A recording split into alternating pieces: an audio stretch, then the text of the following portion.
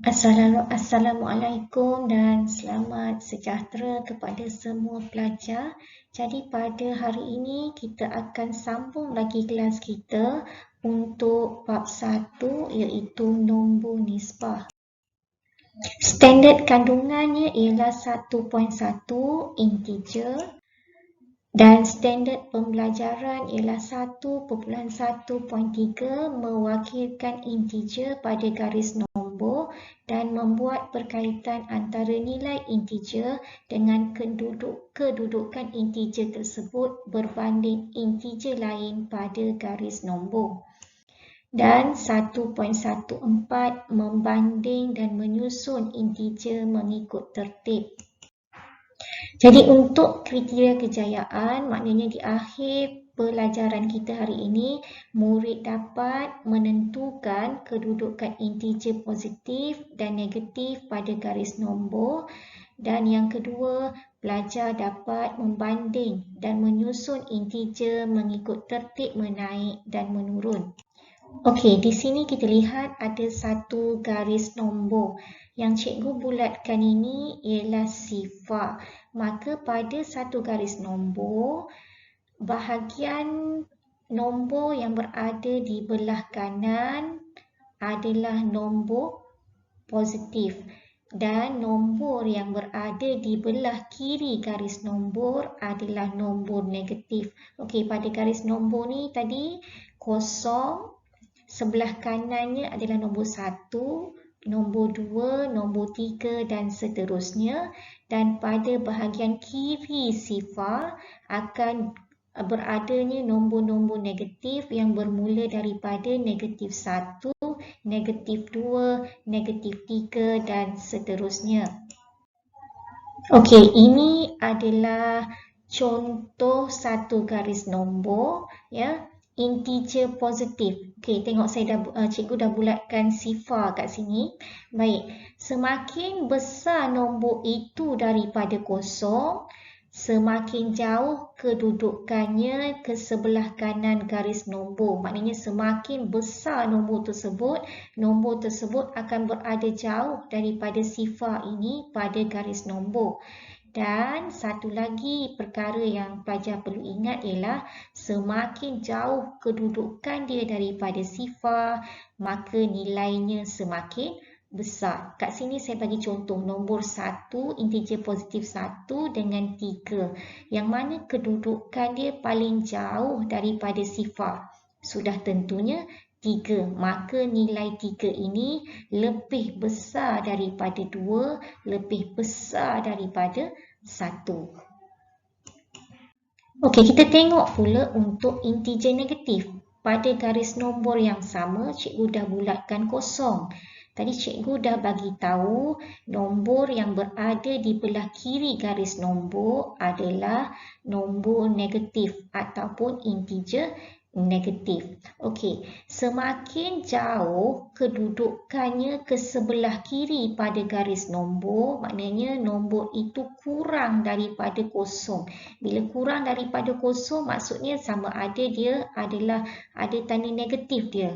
Ya, jadi semakin jauh dia daripada sifar ini, maka nilainya semakin kecil. Okey, kita mari tengok bagi contoh pada garis nombor ini. Kita ada negatif 1, negatif 2, negatif 3. Maka nombor yang manakah yang berada pada kedudukan yang jauh daripada kosong? Semestinya ialah negatif 3. Maka negatif 3 ini nilai dia lebih kecil daripada negatif 2. Lebih kecil nilai dia daripada negatif 1. Semakin besar nilai nombor negatif ini, semakin kecil nilainya. Okey, kita tengok contoh yang pertama. Contoh yang pertama, soalannya berbunyi, lengkapkan garis nombor dengan nombor berikut. Dan garis nombor yang diberi adalah negatif 12. Okey pelajar, mari kita tentukan integer positif dulu. Integer positif yang berada di sini hanyalah nombor 6. maka pelajar nombor 6 ini adalah integer positif. Seperti yang saya bagi tahu tadi, integer positif ni adalah nilai dia lebih besar daripada integer negatif. Maka dia akan berada di sebelah kanan berbanding dengan nilai-nilai integer negatif yang lain. Jadi nombor 6 ni kita akan letak paling kanan. Kotak yang paling kanan yang mana? Yang ini. So kat sini kita tulis 6. Okey, kemudian kita ada 3 lagi nombor, negatif 30, negatif 6, negatif 36. So, kita cari nombor yang paling kecil, nilai integer negatif yang paling kecil. Kita dah bincangkan tadi, nilai integer negatif yang paling kecil adalah nombornya yang paling besar. So, nombor yang paling besar di sini mana? Negatif 36. So, negatif 36 ni akan duduk paling kiri dalam garis nombor. So, negatif 36 kita akan letak pada paling kiri ni, kotak yang hujung sekali belah kiri. So, kat sini kita tulis negatif 36. Okey, negatif 30 di mana? Mestilah berhampiran dengan negatif 36. Jadi, kedudukan negatif 30 dia di sini. Dan kita tahu negatif 6, negatif 12. So, sebelum negatif 12 ni kita letak negatif 6. Begitulah cara untuk melengkapkan garis nombor yang diberi. Okey, untuk lebih memahamkan murid-murid sekalian, kita tengok pula contoh. Okey, kita tengok pula contoh kedua, iaitu soalannya berbunyi banding dan susun negatif 3, 4, 2, negatif 5, 6, 0, negatif 1 mengikut tertib menaik. Untuk soalan sebegini, paling mudah kita lukis garis nombor. Okey, kita tentukan dulu pada garis nombor tu sebagai rujukan kita ialah sifar. Okey, kat sini ada sifar. Okey, dah selesai. Kita tentukan dulu integer positifnya. Integer positifnya 4, 2, 6. Ada lagi? Okey, dah tak ada. Jadi ada 3 nombor integer positif. Ingat, semakin menjauhi kedudukan sifar ke sebelah kanan, nilainya makin besar. So, yang paling kecil antara 4, 2, 6 ialah 2. Maka 2 kedudukannya di sini. Okey, 2. Kemudian diikuti oleh 4. Dan akhir sekali diikuti oleh 6. Okey, selesai untuk integer positif. Sekarang kita lihat pula integer negatif. Kita ada negatif 3, negatif 5, negatif 1. Okey, kosong. Selepas kosong ialah nilai integer negatif ke sebelah kiri. Bermula dengan negatif 1.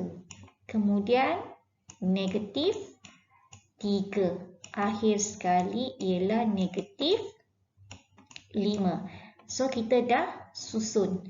Jadi, soalan nak tertib menaik. So, tertib menaik ialah nombor daripada nombor yang paling kecil kepada nombor yang paling besar. Cuba kita lihat pada garis nombor ni. Antara negatif 5 dengan 6, nilai mana yang lebih kecil? Semestinya ialah negatif 5. So, kita susun ikut tertib menaik mesti bermula daripada negatif 5. Sebab apa? Tertib menaik daripada nilai yang paling kecil kepada nilai yang paling besar. Jadi, untuk soalan ni jawapan dia ialah negatif 5, negatif 3, negatif 1, 0, 2, 4 dan 6. Ini adalah urutan untuk tertib menaik. Okey, sekiranya soalan tersebut bertanyakan susun mengikut tertib menurun. Tertib menurun ialah daripada nilai yang paling besar kepada nilai yang paling kecil. Okey, antara negatif 5 dengan 6. Yang mana yang paling besar? Semestinya adalah 6. So, jawapan kalau soalan tanya tertib menurun, kita akan mulakan dengan nombor 6 diikuti oleh 4, 2, 0, negatif 1, negatif 3 dan negatif 5. Jadi, cikgu harap semua pelajar dapat memahami dengan jelas kedudukan integer positif dan integer negatif dalam garis nombor dan pelajar boleh menyusun mengikut tertib menaik dan juga tertib menurun. Jadi, kelas kita sampai di sini sahaja. Kita akan jumpa lagi di kelas yang akan datang.